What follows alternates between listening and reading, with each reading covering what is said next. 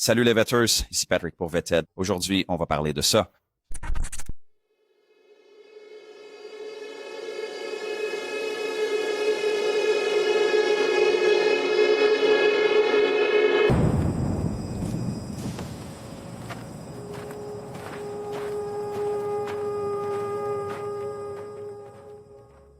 Et on me dit aussi, j'ai parlé à des gens de l'administration Trump et à des personnes impliquées dans l'opération militaire en cours dont je vais vous parler pour la toute première fois aujourd'hui. L'une des questions qu'on nous pose le plus souvent dans Reality Check, c'est qu'est-ce qui est arrivé à Skywatcher?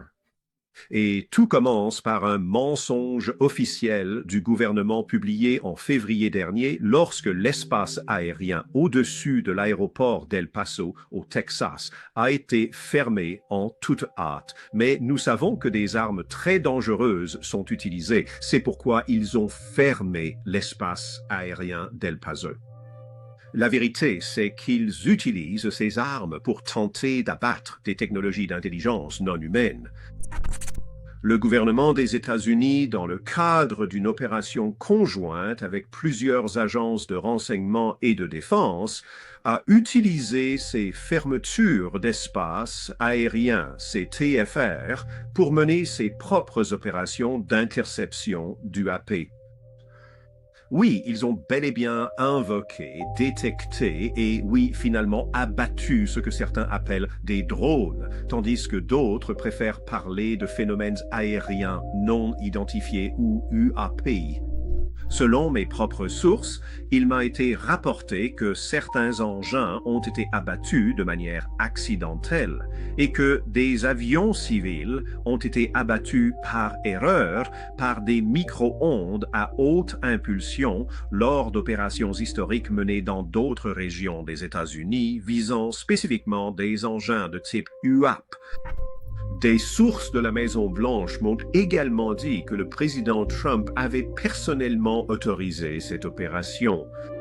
L'administration a entrepris un effort considérable pour récupérer des technologies exotiques suspectées d'intelligence non humaine dans le cadre d'un programme totalement distinct du programme dit historique. Il s'agit d'une tentative du président de contourner le programme historique. C'est compréhensible. Le président veut que les États-Unis possèdent et sachent tout sur ces technologies exotiques, mais ceux en qui il a confiance pour le tenir au courant, lui disent-ils toute la vérité? On me dit que non. Le département de la guerre a littéralement pris en charge sa propre opération secrète pour intercepter ces objets mystérieux. Et on me dit qu'ils ont récemment abattu des objets, des engins, tant aux États-Unis que de l'autre côté de la frontière, près de Juarez, au Mexique.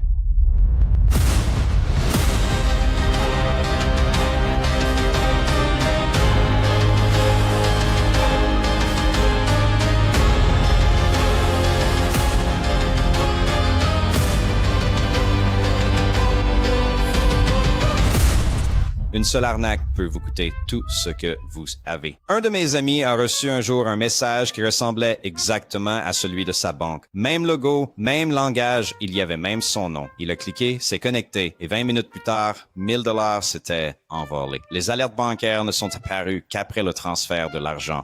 Et c'est la partie dont personne ne parle. La plupart des outils que nous utilisons déjà, les gestionnaires de mots de passe, les notifications bancaires, les antivirus, sont efficaces pour vous avertir. Ils ne sont pas efficaces pour récupérer l'argent ou pour vous accompagner pendant les semaines d'appels et de paperasse qui suivent. C'est pour ça que j'utilise Coverone.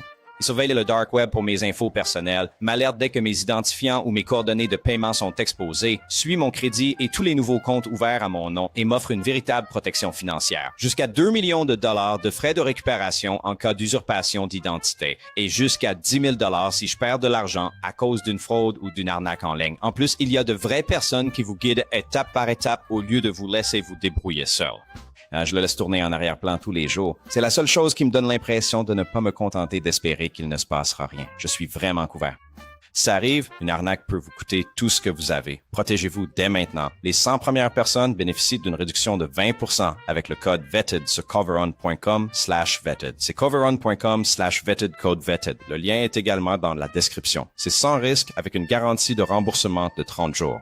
Profitez-en vite, la réduction est encore valable. Les Vettors, n'oubliez pas le pouce bleu, ça aide vraiment la chaîne. Et si vous n'êtes pas encore abonné, cliquez sur le bouton. La vidéo d'aujourd'hui porte sur Ross Coulthard et sur des commentaires qu'il a fait récemment sur News Nation à propos du gouvernement américain et plus particulièrement de Donald Trump qui serait à l'origine de ce genre de programme secret pour contourner le programme historique, n'est-ce pas? Ils ont donc lancé leur propre programme pour prétendument invoquer des ovnis, les abattre, les collecter, les récupérer, tout ça.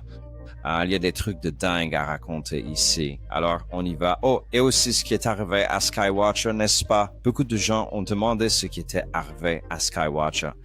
Il faut dire que l'explication de Ross est vraiment très intéressante, non?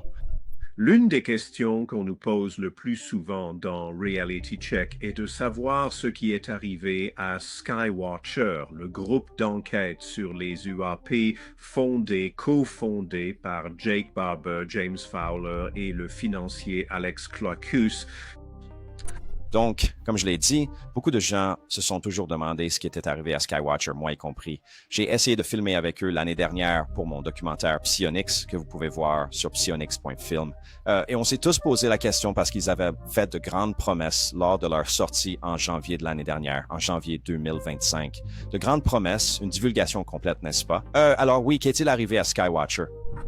Mais un an plus tard, rien de nouveau n'a été publié sur leurs activités. Alors, que se passe-t-il réellement? C'est toute une histoire. Je crois savoir qu'il n'y a plus eu d'opération de terrain de Skywatcher depuis juillet dernier et j'ai essayé de savoir pourquoi, car d'autres devaient avoir lieu.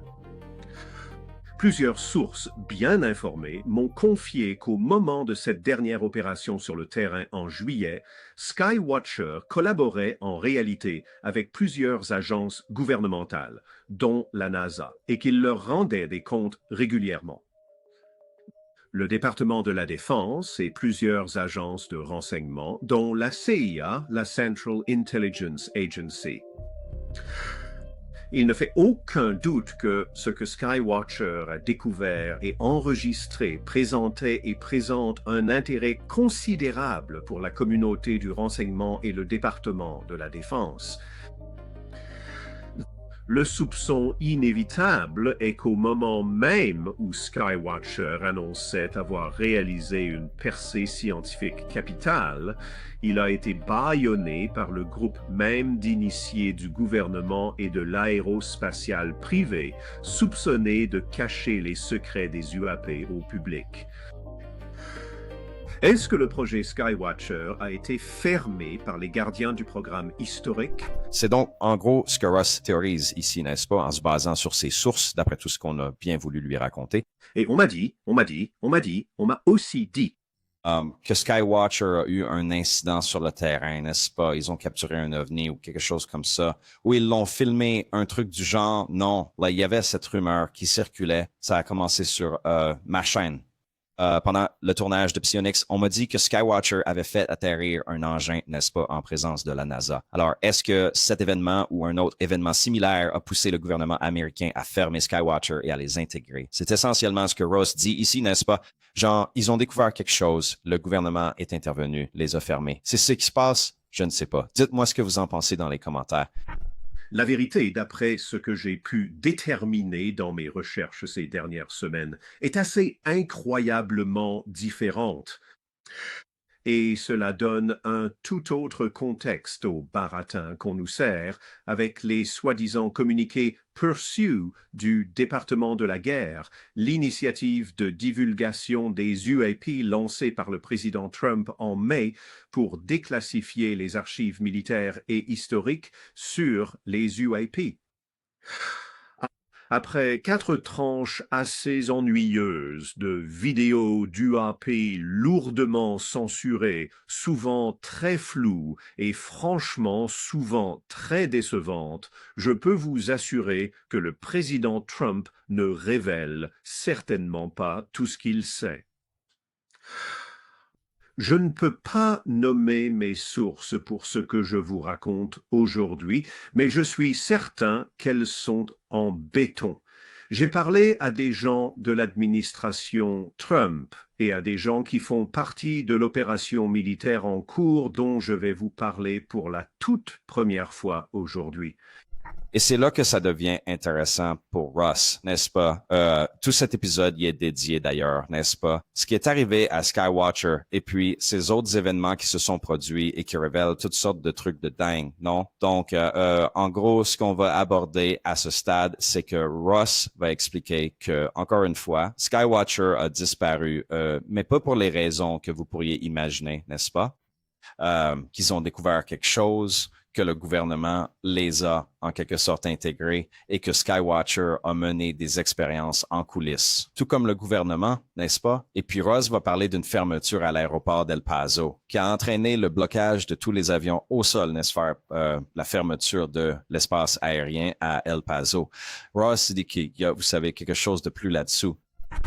Et tout commence par un mensonge officiel du gouvernement publié en février de cette année, lorsque l'espace aérien au-dessus d'El Paso, au Texas, l'aéroport, a été fermé à la hâte. Cet événement a apparemment causé beaucoup de grabuge. Vous savez, la version officielle est qu'ils ont abattu un ballon, mais il s'avère que c'était quelque chose de plus, n'est-ce pas, comme Ross va l'expliquer. Et encore une fois, si vous n'êtes pas familier avec ces événements qui se sont produits à El Paso, Ross décortique un peu le récit officiel qui a été publié. Il y a 6 mois, en février de cette année, un objet ou des objets d'une certaine nature ont été détectés au-dessus de l'aéroport d'El Paso, dans le sud du Texas, près de la frontière mexicaine. À 23h30 ou environ le 10 février, la Federal Aviation Administration a fermé de manière spectaculaire l'espace aérien au-dessus d'El Paso sans aucun avertissement préalable ou adéquat aux agences gouvernementales. L'espace aérien de l'aéroport a soudainement fermé à l'époque et ils ont dit pour 10 jours. On a d'abord dit au public que des drones des cartels du crime organisé mexicain violaient l'espace aérien avec leurs drones et sans presque aucun préavis aux autorités locales, la FAA a fermé une zone massive au-dessus d'El Paso pour ce qu'ils ont dit être une fermeture de 10 jours. Il est impossible de restreindre l'accès à l'espace aérien au-dessus d'une métropole sans une coordination préalable avec les autorités municipales, la direction de l'aéroport, les services hospitaliers ainsi que les représentants de la communauté. Un tel manque de communication est tout bonnement inacceptable.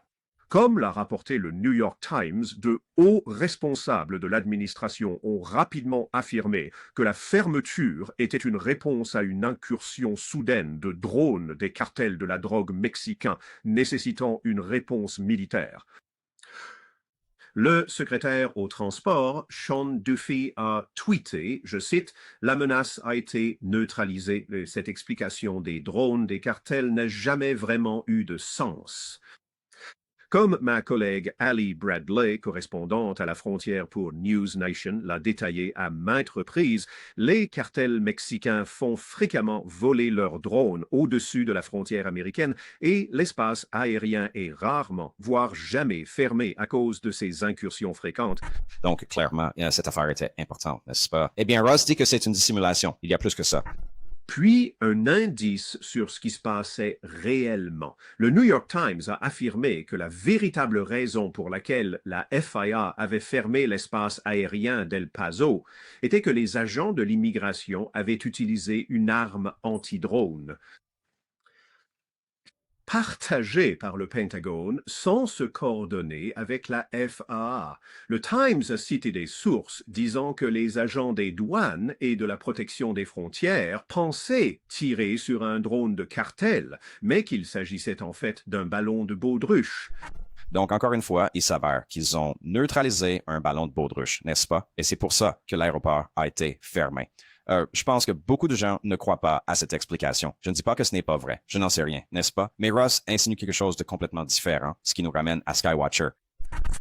Bien qu'il semble que Skywatcher soit effectivement défunt, qu'il ait été dissous en tant qu'entité commerciale, je soupçonne que des membres clés de l'équipe Skywatcher travaillent maintenant avec le département de la Défense et de la Guerre au White Sands Range. Il serait logique qu'ils utilisent les experts de Skywatcher parce qu'on m'a dit que de novembre de l'année dernière jusqu'à maintenant, le gouvernement des États-Unis, dans le cadre d'une opération conjointe avec plusieurs agences de renseignement et de défense, a utilisé ces fermetures d'espaces aériens, ces TFR, pour mener ses propres opérations d'interception d'UAP. Oui, ils ont effectivement procédé à la détection, au suivi et, il faut bien le dire, à l'abattage de ce que certains nomment des drones, tandis que d'autres préfèrent parler d'UAP. L'espace aérien a été fermé pour stopper toute autre activité non gouvernementale afin que le gouvernement dispose d'un lieu sécurisé d'où il pourrait invoquer, détecter et abattre des engins UAP. Cela s'est produit. D'accord. Donc, il sous-entend en gros que Skywatcher a commencé à travailler pour le gouvernement et à faire exactement la même chose qu'il faisait avec Skywatcher, pas vrai? En utilisant deux méthodes pour invoquer ces UAP, c'est ça. L'une était avec le sifflet à ultrasons, l'autre avec des atouts psioniques. C'est bien ça? Et il dit que Skywatcher n'existe plus, mais que maintenant, les gens de Skywatcher sont passés au service du gouvernement et des exemples de choses auxquelles ils auraient potentiellement participé, c'est ce qui s'est passé autour d'El Paso, là où se trouve aussi White Sands, ou du moins tout près. C'est donc ce que Russ essaie de suggérer, n'est-ce pas? Que Skywatcher travaille un peu en coulisses et a accompli des miracles majeurs pour des gens qui s'y intéressent de très près. C'est pour ça qu'ils ont été fermés. Le gouvernement les a fermés, puis les a intégrés, les a absorbés. Je ne sais pas, hein, mais ça pourrait aussi juste concerner des drones de cartel, vous voyez, à la frontière pour assurer la sécurité. Enfin bon.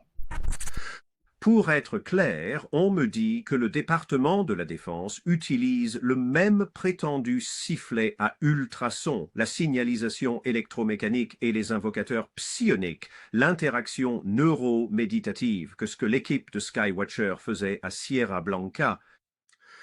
Cela explique peut-être aussi pourquoi, si des membres de Skywatcher travaillent avec le département de la Défense, Skywatcher est devenu très silencieux. Bon, voilà, c'est l'histoire de Skywatcher. Il reste encore un petit bout d'épisode, mais dites-moi ce que vous en pensez dans les commentaires. Est-ce que ça explique pourquoi Skywatcher a disparu? Est-ce qu'on pense que c'est la vraie histoire? Pourquoi sortir cette histoire tout d'un coup maintenant? Hein? Je ne sais pas. Encore une fois, dites-moi ce que vous en pensez dans les commentaires. Le département de la guerre a littéralement pris en charge la gestion de sa propre opération secrète pour intercepter ces objets mystérieux. Et on me dit qu'ils ont récemment abattu des objets, des engins, à la fois aux États-Unis et de l'autre côté de la frontière, près de Juarez, au Mexique. D'accord, on passe maintenant à un autre domaine. Donc, ce même programme dont Ross sous-entend qu'il s'agit essentiellement de Skywatcher ici, a abattu un engin, n'est-ce pas, près de la frontière ici au Texas et au Mexique, c'est bien ça, tout près de Juarez, là. Et ils ont invoqué un engin ou quoi que ce soit et l'ont abattu. Ils ont descendu un engin. Bon, et maintenant, encore des histoires. Est-ce qu'on verra un jour cet engin, une preuve de cet engin? De quoi on parle? Et regardez, ça devient encore plus dingue parce que d'autres trucs fous vont arriver. Alors, restez avec moi. Mais encore une fois, on descend des ovnis à la frontière tout en s'inquiétant des drones de des cartels. C'est comme si tout arrivait en même temps avec des ballons de baudruche qui volent au milieu de tout ça. Pas vrai? Quoi? Des sources de la Maison-Blanche me disent également que le président Trump a personnellement autorisé cette opération. ce qui explique peut-être pourquoi aucun aveu complet n'a encore été fait au public sur toute l'étendue de ce que le gouvernement sait réellement. Il y a un effort total en cours de la part de l'administration pour récupérer ce qu'on soupçonne être une technologie exotique d'intelligence non humaine dans un programme totalement distinct du programme dit historique. Il s'agit là d'une tentative délibérée de la part du président afin de contourner totalement le programme historique. L'opération est pilotée directement depuis la Maison-Blanche par les plus éminents conseillers en renseignement du président. Le président Trump a personnellement chargé le secrétaire à la guerre, Pete Hegseth, de découvrir la nature exacte de ces objets et de procéder à leur capture. Le bureau du directeur du renseignement national, l'ODNI, est également impliqué. Des sources m'ont dit que l'un des systèmes d'armes à énergie dirigée utilisés à White Sands pour tenter d'abattre ces engins mystérieux est ce qu'on appelle les micro-ondes à haute impulsion. Cela neutralise un aéronef en émettant une rafale intense d'énergie électromagnétique qui voyage à la vitesse de la lumière, pénètre l'appareil et grille ses systèmes électroniques. Mes sources me disent que les engins, les objets, les UAP, peu importe comment vous les appelez, sont ciblés au-dessus de White Sands et qu'ils présentent sans aucun doute des propriétés anormales conformes aux 5 observables qui définissent les UAP. C'est donc un peu la grande révélation de l'épisode. Je veux dire, il y a beaucoup de choses ici, mais vous savez, Ross dit que Donald Trump, d'accord, et qu'il a mis Pete Hegseth aux commandes, qu'ils ont créé ce programme parallèle alternatif au programme historique sur les ovnis, n'est-ce pas, pour faire leur propre truc en gros. Oh, ils capturent et récupèrent des véhicules. On peut faire la même chose. On va les choper nous-mêmes, ces ovnis. Je veux dire, si c'est vrai d'un côté, je dis, allons-y. Mais enfin, je ne sais pas. On dirait plutôt qu'ils essaient de récupérer des véhicules aériens sans pilote, non. Mais qu'ils présentent ça comme étant extraterrestres ou non humains. Je n'en sais rien, d'accord? Genre, ça a un rapport avec les drones et la sécurité frontalière et les drones chinois qui arrivent et toutes sortes de trucs. Quel est le rapport avec les extraterrestres? Je sais pas, je m'embrouille là.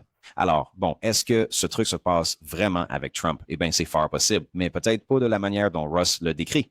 Et c'est précisément ce que nous ne saurons probablement jamais avec certitude. Mais pour résumer la situation, Ross parvient à relier tous les points entre eux, n'est-ce pas? Trump, la Maison-Blanche, cette toute nouvelle initiative visant, vous savez, à invoquer des ovnis, à les abattre puis à les récupérer, n'est-ce pas? Tout cela en vue d'une éventuelle divulgation publique. Et c'est pour ça que Skywatcher travaille avec eux pour que ça arrive. C'est ça. Et c'est pour ça que certaines des histoires que vous avez vues dans les infos n'ont rien à voir avec le récit officiel qu'on vous donne. C'est ce programme de récupération, de crash de la Maison-Blanche de Donald Trump. Ouais, je ne sais pas. Je m'y perds moi-même rien qu'en le disant à voix haute. Encore une fois, dites-moi ce que vous en pensez dans les commentaires. On me dit qu'il est envisagé comme une possibilité que certains de ces objets soient des drones chinois ou d'autres adversaires étrangers effectuant du renseignement ou de la surveillance sur l'un des champs de tir militaires les plus sensibles d'Amérique. Mais ce qui est détecté est sans aucun doute bien au-delà de toute technologie humaine conventionnelle connue. S'il s'agit de drones espions chinois, alors les Chinois ont maîtrisé des systèmes de propulsion furtifs super avancés sans aucun moyen de propulsion visible. On craint également que cette opération secrète autorisée et dirigée par la Maison-Blanche sur ordre du président soit compromise. Que certaines des personnes au sein des multiples agences impliquées dans cette opération désormais massive fassent partie du programme historique secret qui récupère et tente de rétroconcevoir des engins NHI depuis des décennies. Bon, alors maintenant, Ross vient mettre son grain de sel dans cette histoire. Le programme historique sur les ovnis, le programme officiel, celui qui est secret, ils auraient infiltré ce nouveau programme lancé par Trump et la Maison-Blanche. Leur, vous savez, programme secondaire sur les ovnis, le tout nouveau, tout beau, plaqué or, si c'est celui de Trump. Ce programme historique a maintenant été infiltré par, vous savez, les autres, c'est ça? C'est un peu comme si, au bout du compte, ils n'avaient absolument aucune chance de gagner. Enfin, pour être tout à fait honnête, je ne sais vraiment pas quoi en penser. Je n'en ai pas la moindre idée. C'est compréhensible. Le président veut que les États-Unis possèdent et sachent tout sur ces technologies exotiques. Mais est-ce que ceux en qui il a confiance pour le tenir informé lui disent toute la vérité? On me dit que non. Si le président a l'intention de révéler au public ce qu'il découvre là-bas à White Sands, alors c'est potentiellement une avancée majeure pour la divulgation sur les UEP, mais ce qu'il compte faire des informations qu'il reçoit et de la technologie exotique qu'il récupère n'est pas encore clair. Donc maintenant, le président n'est pas au courant de ce qui se passe. Il se fait aussi embobiner, manipuler et mentir. Le président Trump ne semble pourtant pas être le genre de personne à tolérer ça, pas vrai? Mais Ross est au courant. Pourtant, Trump semble être dans le flou total sur ce qui se passe. C'est comme s'il y avait quelque chose de réel et puis toutes ces interprétations différentes de cette chose réelle. On a les gens des ovnis qui disent que des trucs d'ovnis se passent, vous voyez? Et puis d'autres qui voient ça juste sous l'angle des drones et qui disent ouais, on fait ce truc, c'est pas grand-chose. Vous savez, c'est l'impression que j'ai du côté des ovnis. Oh mon Dieu, ça y est, on a la divulgation, récupération de crash d'ovnis. Et de l'autre côté, c'est juste, ouais, on fait ce truc. Vous voyez, c'est un peu ce que je ressens. Je sais pas. J'ai un truc, qu'en dites-vous? Et au fait, on me dit que l'objet qui a été détecté et sur lequel on a tiré au-dessus d'El Paso, au Texas, ce qui a déclenché tout ce boucan médiatique, n'était absolument pas un ballon de baudruche ou un drone de cartel. C'était très certainement quelque chose d'anormal. Boucan, ou comment est-ce que vous appelez ça? Je ne sais pas trop. Ouais, cette fermeture d'El Paso, vous voyez. Tout ce boucan, tout ce ramdam, peu importe. Pas un ballon de fête, pas un drone de cartel, définitivement anormal. Ross Coulthard le sait, hein? Encore une fois, je ne dis pas que c'est la version officielle, mais vous savez, je savais. Je pense que tout le monde savait que ça allait prendre une autre dimension quand c'est arrivé, pas vrai? Mais je sais pas. Encore une fois, qu'est-ce que vous en pensez? Pourquoi pensez-vous que Skywatcher s'associerait avec des entités gouvernementales comme la CIA et les autres déjà mentionnées pour commencer? Ça semble un peu contraire à leur mission de divulgation directe auprès du peuple. Et c'est une bonne question. Je ne peux pas parler pour Skywatcher, mais je soupçonne qu'il n'avait pas le choix. Ah, c'est une bonne question de Megan, n'est-ce pas? Pourquoi Skywatcher irait s'impliquer là-dedans, hein? Ils faisaient leur truc de leur côté, ils allaient apporter la divulgation au peuple. Non, maintenant, ils se sont fait aspirer et enfin voilà. Mais soi-disant, Jake Barber faisait partie du programme de récupération de Crash dès le début ou un truc du genre. Oui, c'est tout très confus, pour être honnête. Au bout du compte, on veut juste des preuves de ce qui est avancé. Vous avez un engin? Montrez-le. Vous avez ça? Montrez-le. Sinon, on ne fait que raconter des histoires. Ce qui, bon, est intéressant, mais voyons ce qu'il en ressortira. Rien, à mon avis. Hein? Ça passera juste à autre chose. C'est comme s'ils prolongeaient le truc de quelques années. Et quand le délai est écoulé, ils se disent, OK, branle-bas de combat. Bon, comment on fait pour tenir encore quelques années? Je sais pas, je peux me tromper. Et ils pourraient faire quelque chose de bien, surveiller la frontière pour les drones, pour lutter contre des cartels, aider à la sécurité nationale. Ils masquent juste ça sous forme d'ovnis. Ce serait une bonne chose. Honnêtement, je ne sais vraiment pas quoi en penser. Est-ce que Skywatcher n'avait aucune autre alternative que de procéder ainsi? Je veux dire, dans l'absolu, on a toujours le choix, non. Mais s'ils pensent agir pour le bien, ils peuvent décrocher un contrat juteux. Enfin, je ne sais pas trop au bout du compte. C'est une question vraiment complexe. Ce n'est pas comme s'ils étaient anti-gouvernement quand ils ont commencé, même s'ils ont lancé pas mal d'accusations folles contre le gouvernement. C'est donc bizarre que le gouvernement les intègre. Tu ne trouves pas? Si le président est honnête avec nous, il donnera une explication sur le fait de savoir si, par exemple, l'avion King Air qui a été abattu au-dessus ou près de White Sands, si cet avion a été touché par des armes HPM ou tout autre type d'armement utilisé dans l'une de ces opérations. mes propres sources me disent que des engins ont été abattus accidentellement, des avions civils abattus par erreur par des micro-ondes à haute impulsion lors d'opérations historiques qui ont eu lieu dans d'autres parties des États-Unis visant des engins UAP.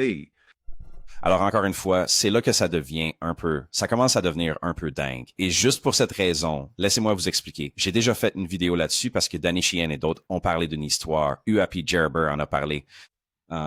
Et maintenant, Ross. Hein? Tous disent que des avions commerciaux et privés se font abattre par ces mêmes armes qu'ils utilisent pour descendre des ovnis. Alors, imaginez le tableau. Ils sont en position pour abattre un ovni, d'accord? Ils ont une petite arme spatiale, une petite arme scalaire à énergie dirigée.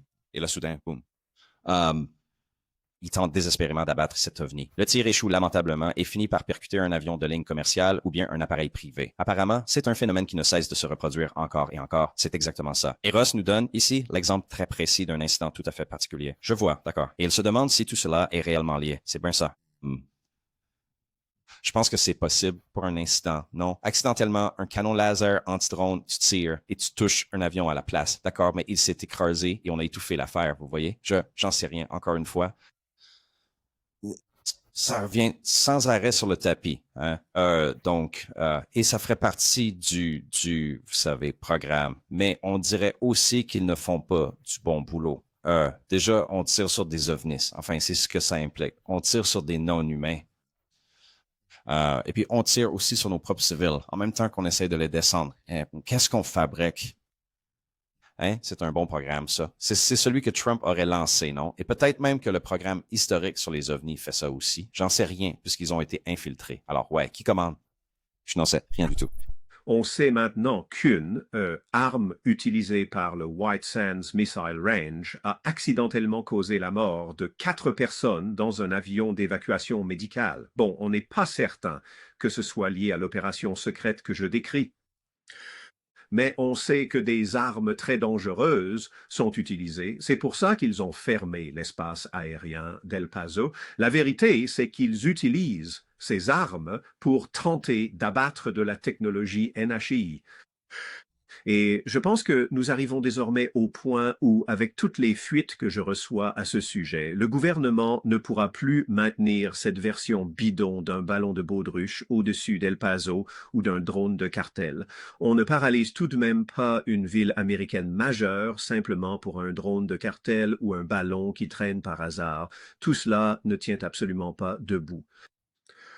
L'explication est plus vaste et je ne peux pas parler pour Jake, je n'ai pas pu l'interroger là-dessus, mais je sais qu'il est très sceptique vu les fois où je l'ai encouragé. Il a d'ailleurs témoigné devant le Congrès. Je l'y ai emmené, on l'a carrément emmené au Congrès. Il a siégé devant un comité et a livré son témoignage. Donc le Congrès a le témoignage de Jake. Ils savent ce qu'il sait. Et je suis sûr que si on lui demandait, c'est un patriote, il voudrait probablement témoigner, mais ça doit se faire en toute confiance. Le fait est qu'il y a beaucoup de gens qui jouent double jeu en ce moment en prétendant être pour la divulgation, surtout au Congrès, et franchement, ils vous racontent des conneries. D'accord. Donc là, Ross s'en prend directement aux membres du Congrès, n'est-ce pas? Il explique que Jake fait son petit numéro, vous voyez? Tout ce cirque, hein? Il revient sans cesse sur ses avions abattus. C'est un exemple parmi d'autres. Mais là, il s'attaque au Congrès et ils ne sont pas là pour ça. Ils sont présents pour des raisons différentes, vous ne croyez pas? Tous ces gens qui se disent en faveur de la divulgation. Alors, Burleson, Burchett, Luna, honnêtement, je ne sais pas qui il cherche à viser, vous voyez. Moskowitz, allez savoir qui peut le dire. Rounds, Schumer, ça commence à faire du monde. Encore une fois, je vous assure, je n'en sais rien. Vous avez une idée d'où sont emmenés ces engins abattus? Aucune idée. Je ne suis pas au courant de ce qui se passe une fois qu'ils ont été emportés par les équipes de récupération. D'accord, Ross, merci pour ce super rapport. C'est du très bon boulot et je sais que les spectateurs vont vraiment apprécier. Ce que je peux dire, Megan, c'est que j'ai accès à beaucoup d'éléments que je n'ai pas mis ici et j'ai été très prudent parce que je veux respecter les contraintes de sécurité nationale. Je connais les unités, les individus et les ordres spécifiques. Et je pense vraiment qu'il est temps que le ministère de la Défense, le département de la guerre, le président, toute l'administration réalisent qu'il y a des gens sincèrement inquiets que le président ne soit pas mis au courant de tout ce qui se passe en son nom au White Sands Missile Range. Et que Dieu nous aide, le simple fait qu'un avion civil se soit écrasé à cause d'opérations à White Sands qui ne font pas forcément partie de cette opération-ci, mais d'un exercice, montre à quel point ça peut être dangereux. Intéressant. Et que tout ce que j'ai entendu, c'est, je ne sais pas, non? So Megan a posé une super question. Où sont ces engins abattus? Je ne suis pas au courant. Forcément, on n'a jamais le fin mot. Hein? C'est tout. J'ai arrêté d'écouter. C'était du blabla. Donc, je veux dire, mais ce sont juste des infos qui arrivent. C'est tout, en gros. Est-ce que ça pourrait être vrai? J'en sais rien. Je prends ça et je me dis, bon, je ne sais pas trop quoi en faire de plus. Vous voyez, à ce stade, non? Quelle action va être entreprise suite à ça? C'est ce que j'aimerais savoir et on ne l'apprend pas dans cette vidéo de Ross. Encore une fois, je mettrai un lien en description. Allez voir la vidéo complète. Il en dit beaucoup plus, mais ce sont des accusations énormes. Encore des révélations fracassantes contre le gouvernement, non? Et spécifiquement contre Donald Trump, hein?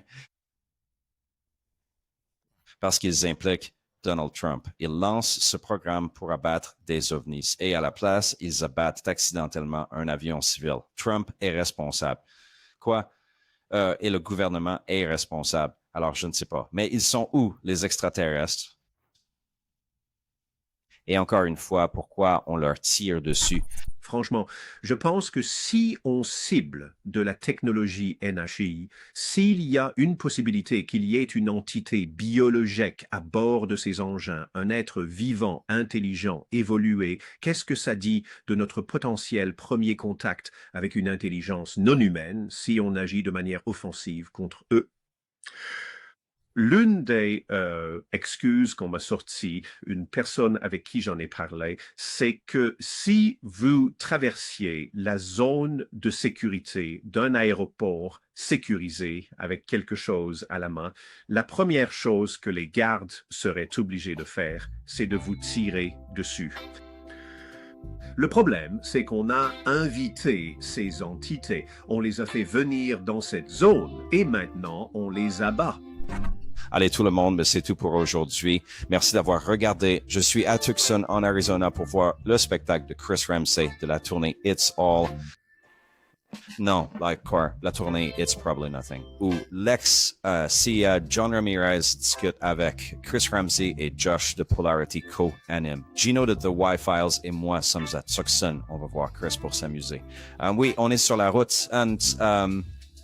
Et encore une fois, merci beaucoup d'avoir regardé. On se voit à la prochaine. N'oubliez pas, chaque jour est un cadeau, les amis. Bonjour à toi, mon cher.